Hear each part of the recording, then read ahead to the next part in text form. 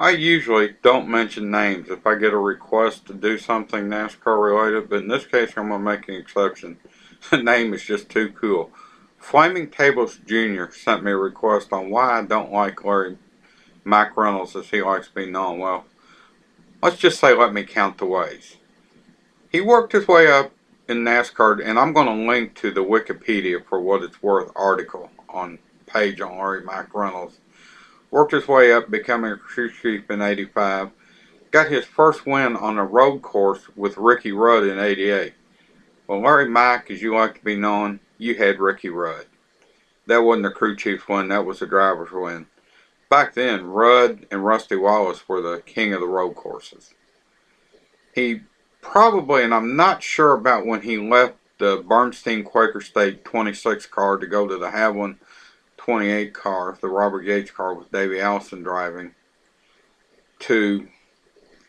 but he may have got a win. No, I think he would have. It was 90 with Brett Bowe down at North Wilkesboro. Well, to put it mildly, that win is tainted. That is the reason pit road is closed at the start of caution flags today.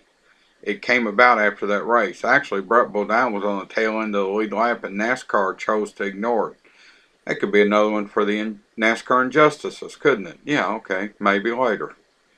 But, and that just goes, and he won some races with Davey Allison, including a Daytona 500. But he had Robert Yates, who had been a crew chief, all through them wins. Sorry, Larry, it wasn't you, it was Robert Yates. I want to talk about, I had one personal encounter with Larry Mack. Very brief. It was in Atlanta in a hotel room during the Quaker State days. In fact, it was right before he went to the Havlin car. I was wearing my Dale Earnhardt, as in Big E. I do not use or approve of the term senior. He never used it. But he made some smart aleck remark about it. And then, as history will tell, several years later, he wound up being Dale Earnhardt's crew chief. And again, got credit for winning a Daytona 500. Sorry, Larry, Richard Childress called that one.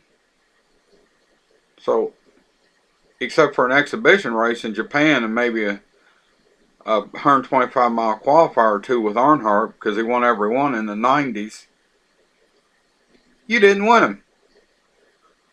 Dale Earnhardt did. He won with any crew chief in the 90s. It wasn't you, that's for sure. Had some friends had a personal encounter with him at the Salem Speedway, which is, I'm only about 40 miles from. They were up there for an ARCA race, and somebody asked him for an autograph in the pits, and he was too good to be bothered. So, again, I don't have no use for the man. And then let me talk about when he was the Big E's crew chief, or the original Dale Earnhardt. Let's put it that way. That's what I'll call him. Well, in Atlanta, and they had a bad crash, and they went red. Dale Earnhardt was running towards the back of the lead lap. Larry Mack was crew chief. To me, they went red. It might have been when that Kodiak car got cut in half, almost. But to me, the no-brainer would have been the pit. Take 4 tires. In fact, Morgan Shepherd did in an underfunded car and come to the field like gangbusters. Didn't win, but certainly had a better finish than if he wouldn't have pitted. Talk about another race with the Big E. Phoenix. And now I know this don't happen often. They had a caution for rain. They were past halfway. Again, the Big E running toward the back of the lead lap, where he usually run with Larry Mack. Get what I'm getting at? Got better his last full year, 2000, second in points, with Kevin Hamlin as crew chief.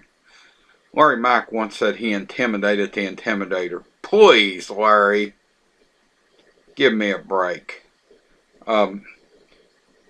Everybody pits, and I'm so surprised at this because they're past halfway and it's raining. Well, the unthinkable happened at Phoenix. The race was rain shortened. Rusty Wallace got out of the pits first and won the race. Larry McReynolds should have been on the radio screaming, or McReynolds as he likes to be known. I'll get to something about that in a minute. But should have hollered, stay out, let's go for the win. Back of the lead lap, you don't have much to lose. Another thing about Larry McReynolds, Jamie McMurray uses the term McMurray, not McMurray. Larry McReynolds does not acknowledge that. He calls him Jamie McMurray. Oh, it's not his name. And I guess the topper of all was the last race for at least a few years on TNT when they were doing their what they call fantasy picks or whatever, picking the winner for. And Larry McReynolds, with the attitude towards smoking, when they cut to him, was smoking his victory cigar on live TV. Give me a break, Larry. I mean, I don't care what you do in your personal life, okay? But do you really need to smoke a cigar on live TV? I don't know if he smokes cigars or not much, but don't really care if he does it in his personal life. It's his business.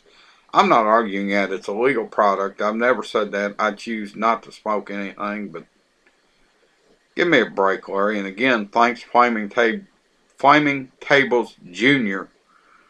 for sending me the message. But that's why I don't like Larry McReynolds. Bad crew chief and worst TV announcer.